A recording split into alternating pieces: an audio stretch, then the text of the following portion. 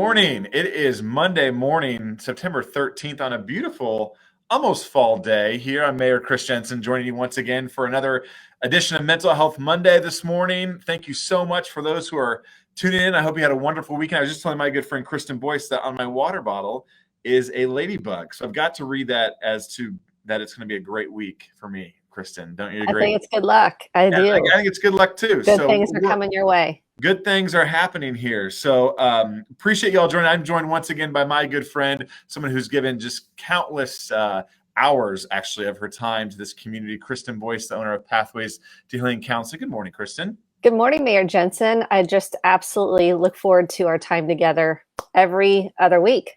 Yes, I appreciate you always, again, just giving of your time, volunteering to do this and start this conversation with us. I want to start out by saying, we kind of always give a preview on social media as to what we're going to talk about today. Today's a really heavy topic, but if anyone knows me personally knows that I don't shy away from anything. The whole point of this conversation on Mental Health Monday is to dive into maybe some uncomfortable topics and some bold topics. And so September is Suicide Prevention Month across the country. And so we want to dive into that conversation a little bit around suicide. So I want folks to know that we're going to cover that today. We're going to talk openly about it. Obviously with the pandemic and just life in general, there can be a lot of talk around this topic and we need to address it head on. Kristen, I can tell you, I was thinking about this a minute ago. One of the reasons that really elevated this conversation around mental health for me was back at the beginning of the pandemic. At the end of March of 2020, I was looking at statistics in terms of COVID-19. And one of the most shocking things, and I tell this all the time, was that we had a point in time where more people had died in Noblesville because of suicide in a week than had died of COVID-19. And that was what really opened my eyes and convinced me that we need to have an honest conversation around that. So we're going to have an honest conversation today. We want you to know that, please address that the way you need to address that today with us. We hope that you'll stay on and listen and join us, but we respect those who need to work through that. And hopefully we can give some good resources around that here today. So that was my little precursor to this conversation. Let's get started the way we always love to get started. I was just doing it on State Road 32 on my way in, Kristen, as I passed your office, actually, some square breathing. So I'll let you lead us through that exercise. Yeah, the first thing as we talk about this hard conversation is we're going to go back to our breath to regulate us, to help us calm down, to self-soothe. So this is the first thing I teach clients, and we've done this every single time we've been together to really equip people to know how to handle hard emotions that come up, hard challenges and stress and overwhelm in our lives. So this is the first thing I want people to practice, and I invite you to practice each and every day, every hour, is to reprogram your body, so to speak, to default to taking a breath rather than reacting. So we're going to put our feet on the floor and we're going to inhale through our nose for 4. We're going to hold for 4, and we're going to release slowly out our mouth for 8. It's almost like you're cooling a cookie. I do this with kids. Or you're kind of blowing through a straw, because we want that slow exhale to calm the nervous system down and come back to center. So let's do it together. We're going to do 2 breaths, kind of get comfortable in your chair, or if you're standing, pressing into your feet. And let's do our inhale through our nose. We're holding and release slowly out your mouth.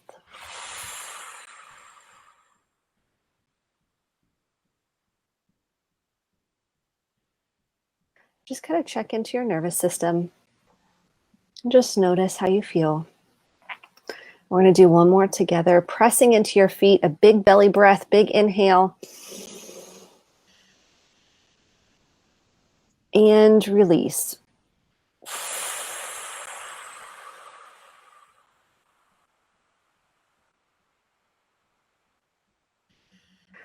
This is a way to come back to a calm place. And it's when you practice this on a regular basis, then when you're triggered by something, your brain can go, oh, first thing I need to do is breathe. It's like step 1 is breathe. After you're aware you're triggered, then start your breathing. Yep. And I will start by saying too, not only is this important for you as an individual, but I have started to institute that. I actually spoke at a Noblesville mainstream event with some downtown business owners a few weeks ago. Before I started, I had everybody close their eyes because sometimes people are more comfortable with that in a group setting. I get that. And we did some square breathing. And so that was, if you're a leader of any kind, whether it be a pastor in a church or a leader of an organization, feel free to incorporate that. Like I said, and have folks close their eyes if they're more comfortable. That's fine too, to do it. But it was a great way to start the meeting and got everybody kind of centered and understanding going forward. So appreciate your guiding us in that. Again, if you have any questions today, if you have any comments, if you want to say hi, feel free to always enter those in the chat. If we don't get to it during our show today, we'll follow up with you and get back to you. But feel free to that chat is there for you to utilize going forward. And obviously on the topic of suicide today, if there are some folks that are sitting there that think, I'm not, that doesn't concern me, it's not something that I'm personally dealing with, that's great. But maybe there's somebody else that you might run into some point. So stick with us, learn a little bit about it, use this as an educational opportunity, and we can hopefully equip you with some resources going forward to maybe not only save your life, but maybe save some others going forward. So let's dive into that, Kristen. Why don't you talk us a little bit about I'll let you kind of lead the conversation as the expert around this topic here this morning, and around suicide and suicide prevention and coping strategies. Okay, the first thing I want to talk about is we're seeing an uptick with youth in particular in this area. And let me say one thing very quickly about suicide. People don't want to be in pain. They don't want to be in emotional pain. They don't want to be in physical pain, and they don't know a way out of it. They feel trapped. They feel hopeless, and they are struggling with their own thoughts in and of itself. So if you've ever struggled with this, I want to just acknowledge and send you so much love and compassion, because we can go into shame, and shame says something's wrong with me, I'm defective, I'm not good enough. And that can take us into the dark abyss. It can take us into what Dr. Brene Brown says is a shame spiral, and it causes us to want to hide and isolate and withdraw. And those are really early warning signs, not only for yourself, but for other people. So if you're starting to really not want to be around other people, and this can be kind of normal too. So we're going into, if this is pervasive and you are really struggling with kind of functioning, getting out of bed, really your thoughts are consumed by not wanting to be here. Maybe you feel like a burden. This is often what I hear people say, I don't want to feel like a burden. People will be better off without me, because the pain is taking over the thoughts. And then when the thoughts are taking over, then the emotions of shame and guilt and anxiety and depression take over, and they don't know how to work through it. And so, because we weren't taught this, we weren't taught how to nurture our emotions. We weren't taught how to process pain. We weren't taught even to acknowledge our grief and our fears and our sadness and anger and disgust. We were never equipped to handle these emotions. And so we don't know what to do with the pain. And the first thing I want to say is it feels lonely, and you feel like, how do I even get out of this dark hole? I don't see any out.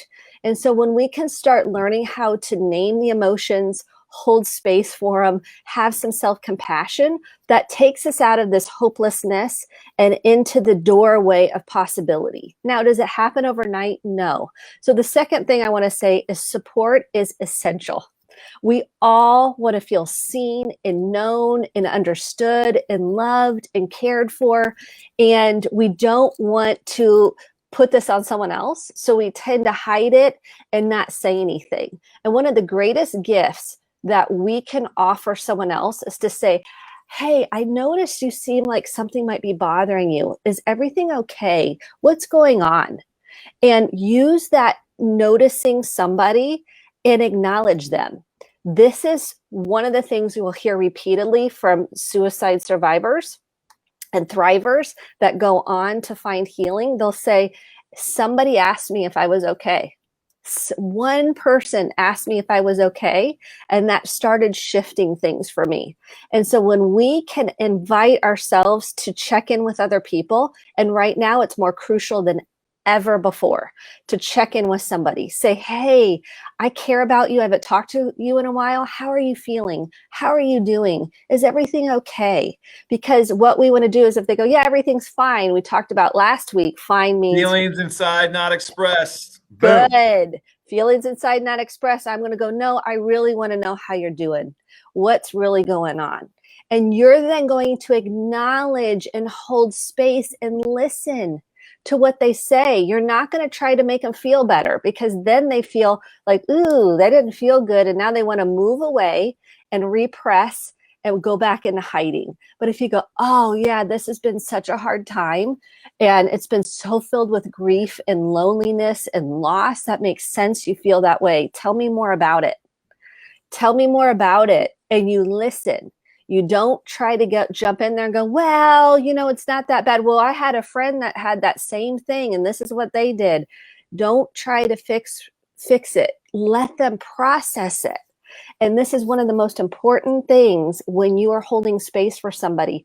And the other piece is, we don't ask someone if they're suicidal. And I want to equip everybody to be able to say, do you feel suicidal? And people are like, ooh, I don't want to plant a seed. Like, oh, maybe they weren't suicidal and now they feel suicidal. You can't. You're not going to make them. You're not going to plant a seed. It's already there. You're actually getting them to process it and name it and tend to it. And so when you say, are you feeling suicidal? And they say, yeah, I'm having suicidal thoughts. Now, a lot of people don't want to say that out loud. If you say, are you feeling like you don't want to be here anymore? And they say, yeah, I am. And you say, do you have a plan?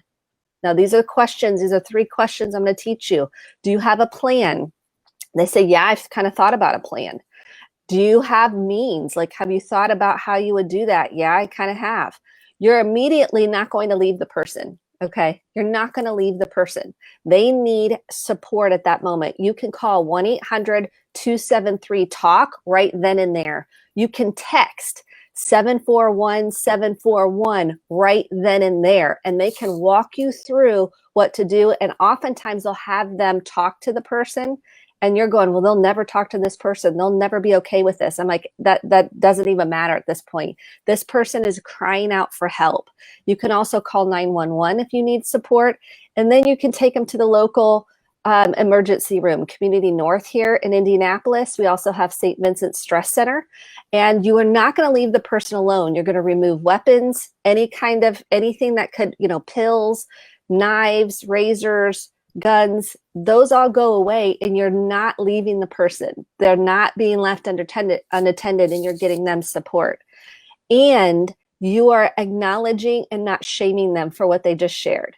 So if you're like, well, why would you even think that? You're so loved and you have so many friends and you have so much going for you. You don't say any of that. You say, tell me more about it. That must feel really scary. Because guess what? Anybody with suicidal thoughts is scared to death. They are scared of their own thoughts. They're scared of their own emotions. They're scared of what they could do next. They are scared, and they feel like this is the only option they have to deal with the pain. So the last thing you want to do is shame them and go, but why? But we've loved you so well. But none of that. If you see someone start withdrawing, if you see someone starting to give away important items that they have once loved, and they're just starting to give everything away, that's a red flag. That's a sign. If you see somebody, or you have felt that way where you're starting to research ways to hurt yourself, you need to get some help. And again, 1-800-273-TALK. Tell someone that you care about. This is something where we feel like, well, I don't want to be a burden and nobody really cares about me. And here's what I want to tell you is, when you do tell someone, chances are there is a person that does care about you. Even if it's a therapist, even if you call and get a therapy appointment, that's a step in the direction to end your suffering in a healthy way, to tend to that emotional pain, that trauma you might have been carrying for so long, that feeling of neglect you might have been carrying for so long. There is help available. And when I can equip people on how to have these conversations in a most loving, nurturing, caring way, we can break cycles. We can help someone say, okay, you matter. You're important just by your presence, just by you listening, by you asking, by you saying, hey, I'm here for you. And you check in with this person. You check in with them and you say, how are you doing? How's it going? How are you feeling? Let me help plug you in to get you some support. Go ahead. No, I wanted you to back up for just a minute. Those 3 questions that you asked, could you repeat them again? I thought those were really important for those folks to hear again. Yes. Do you feel suicidal? Do you have suicidal thoughts? Ask it.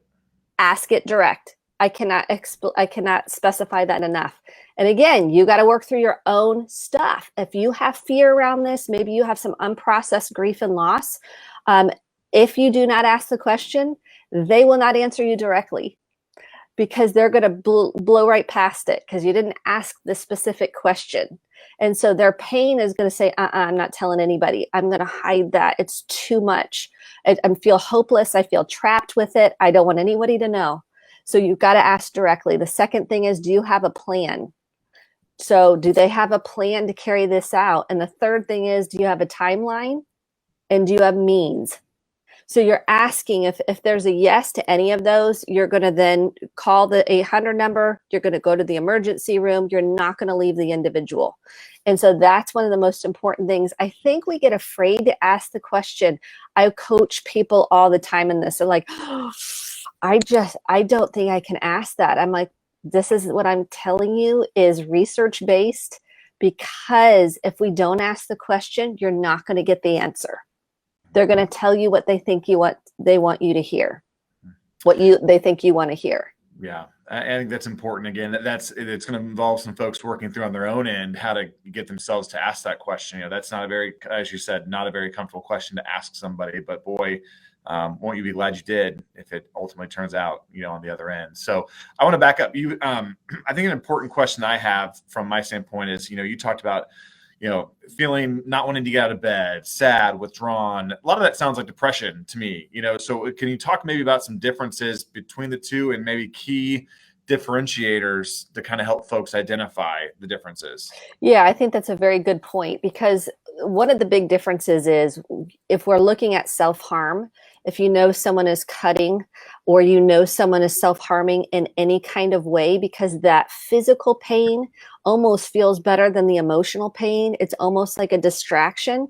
If there's any kind of cutting, you need to be asking these questions, and you need to ask what's going on, because underneath that is unprocessed emotions that need an empathic witness. So if there's any kind of self-harm, this is a differentiator. Self-harm is important differentiator, and we'll see that often in youth. And it's important we're not minimizing that. We're not saying, oh, it's for attention. We are taking action and asking, are you having suicidal thoughts? Do you have means? Do you have a timeline? Do you have a plan? If there's a yes to those, then we need to take action. If there's self-harm, I absolutely, without a millisecond of hesitation, they need therapy. That means there's unprocessed emotions that need attention, and that is an immediate sign for therapy. So, and you don't want to sweep that under the rug. So that's a telltale sign, and that's a difference between depression and trauma and possibly some suicidal ideation. So that needs to be addressed. We're also looking at increased drug or alcohol usage. That is a definite sign that can look like depression, but if they are getting to the point where there's blackouts, they are dangerous and risky in their driving behavior and some of their choices, that needs immediate attention. That's something you're not going to sweep under the rug. You're going to get immediate help for them, especially if they're, a teenager or a teen of any sort. That needs immediate attention, because that often leads to not recognizing the line, where they cross over a line and it's too late. And sometimes we don't see these signs. And one of the most important things is to do your own work, because we can be blocked by our own trauma and our own depression, our own anxiety from seeing who's in front of us, to even be able, we could be stuck kind of developmentally in our own trauma. And that can take us to living almost in our past. And that needs to be tended to. That needs to be nurtured and cared for and compassionately dealt with. And so another indicator that's really important is if someone is withdrawing from you in a significant way. And what do I mean by that? That means they are completely disengaging from consistent conversation. They're disengaging from friendships. They're disengaging from their normal routines. They're disengaging from their normal routines. That is a red flag that needs attention. And you're going to ask, are you having suicidal thoughts? This is something, again, we're scared of. And the more I can equip you to say, ask the question, the more you're going to be able to get an answer. It doesn't mean they're always going to tell you the truth. It means that you're actually showing them you care. And your tone of voice, your body language, if you come at it with a very shaming tone, chances are they're not going to feel safe with you. If you come at it in a very accusatory tone, threatening tone, disgusted, angry, they're probably not going to feel safe with you. So that's why the breath at the very beginning, take your deep breath, say a prayer, whatever works for you, to be able to have the words and the compassion and the empathy to meet this person's pain. The difference here is we are addressing pain. And I think with depression, you're addressing pain. With suicidal ideation, you're addressing pain. This is the theme that we've been working on throughout our time together doing Mental Health Mondays, is we are no longer shoving pain under the rug. We're no longer we're calling it to light. We're saying, it's okay, we all have pain. We never been taught how to deal with it. There's nothing wrong with you. It's what's happened to you, or what may be going on in your thoughts that need to, in your emotions, that in your body that need a process. It needs to be tended to. And that's what we're talking about here with suicide prevention. We are talking about metabolizing, processing, and acknowledging pain, whether it's emotional or physical. So I want to pivot. My good friend Lindsay Bennett asked a good question. Actually, she just made a good statement as a parent. Walk us through it. If we're not dealing with this maybe in our own individual life, or we talked a lot about adult to adult conversations. I imagine it's a little bit different when you're dealing with a teenager or even younger than that. I'm sure you're seeing that in your practice, Kristen, even younger than that. So can you walk through a little bit about how to address this in the next generation?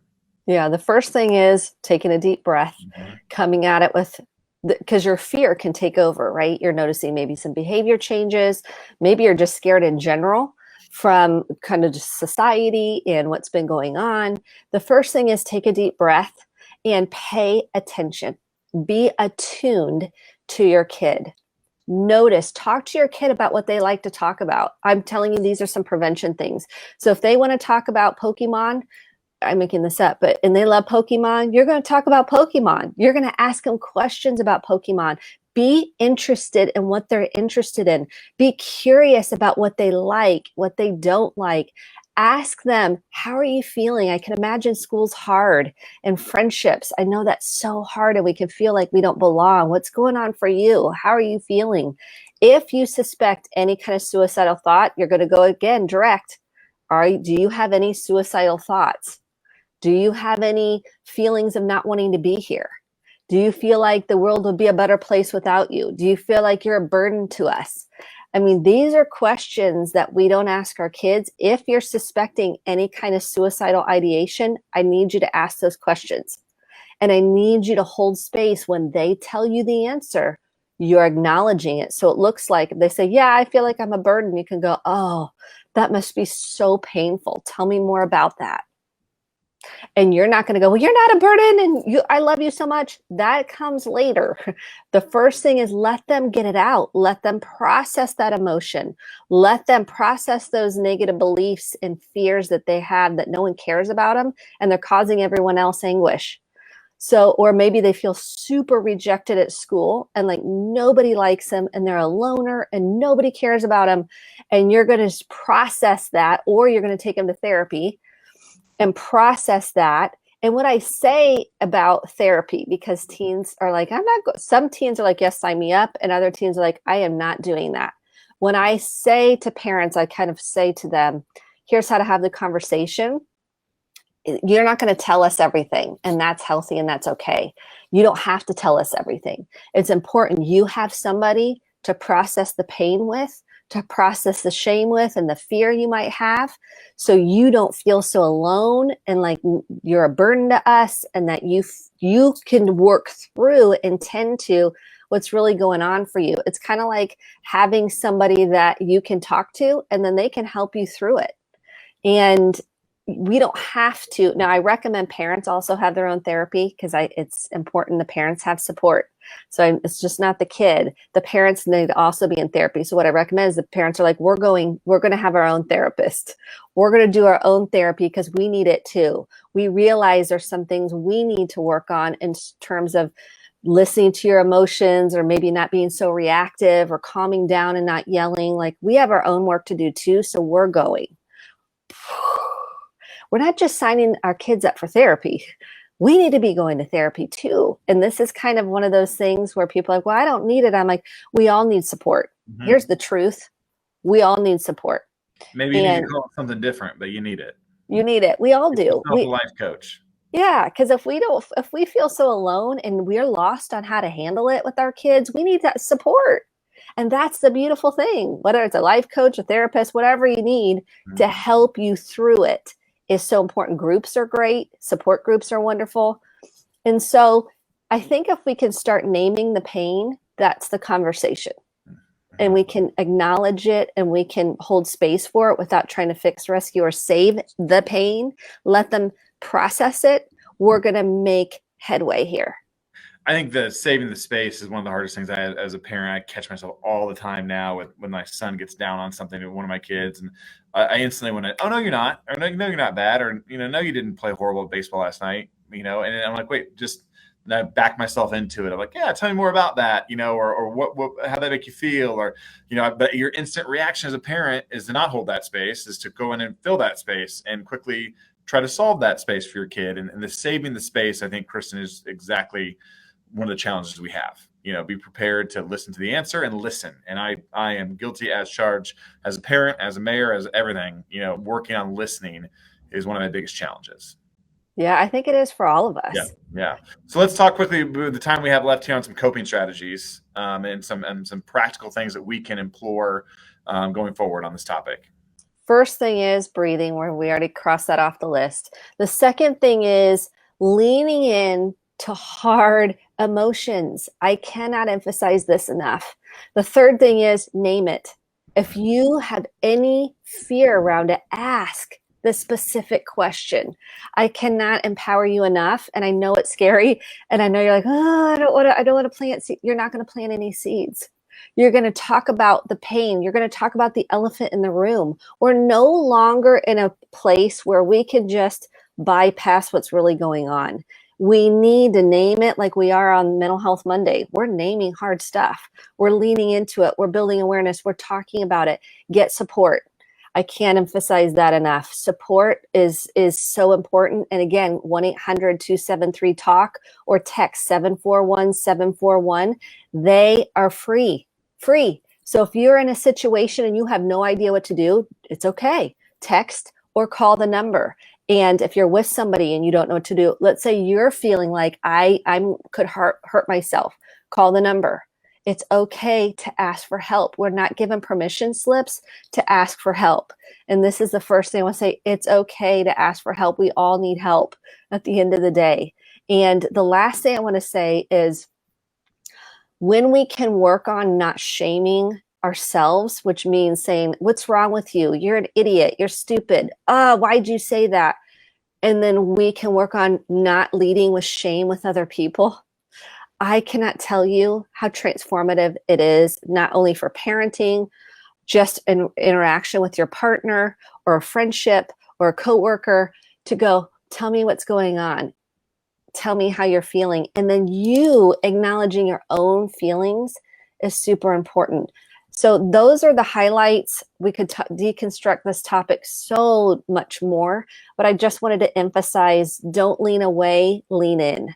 Yeah, lean in. And that's what we did today. So Kristen Boice, you're awesome. We're going to keep leaning in on tough conversations. Kristen, you went over throughout the show some good resources. Any last tidbits if somebody needs help right now? I know you went over some numbers already, but did we miss any? Yeah, I think those are the main tidbits in terms of help. If Yeah. you're the LGBTQ, there is a number to call, because I know right now we're seeing a lot of needed help there. It's 866-488-7586. So that's another line for suicide prevention. That's great. Well, thank you guys so much, Kristen. Thanks for leaning in with me on this. Thanks to all of you who participated, who commented. Hopefully this helped maybe open your eyes. If it's not you, watch out for others. Be prepared to ask the tough questions. Lean in with us. You matter. You are loved, and we'll see you back here in 2 weeks. Thanks again, Kristen. Thank you.